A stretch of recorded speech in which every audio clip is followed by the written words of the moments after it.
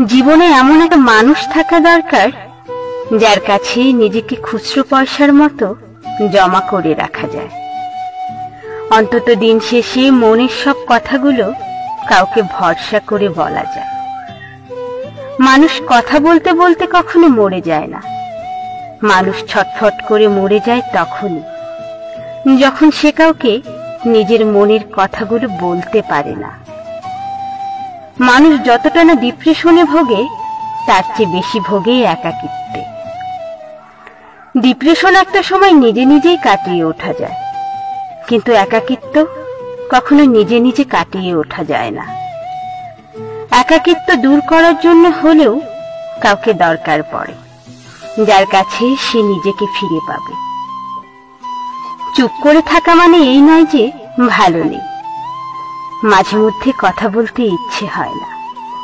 কেউ একজন মন খারাপটুকু বুঝেনি। একাকিত্বের ছায়া হোক, রাত জাগার কারণ হোক, শুধু নীরবতাটুকু ভেঙে না দিই, কথা না বলুক। প্রচন্ড ডিপ্রেশনে মানুষ একজোড়া ভরসা পাবার মতো হাত খোঁজে, একটা বিশ্বাস করার মতো মন খোঁজে। কারণ সে চায় যত খারাপ সময়ই আসুক না কেন, কেউ একজন তাকে বলুক, ভয় নেই, আমি তো আছি।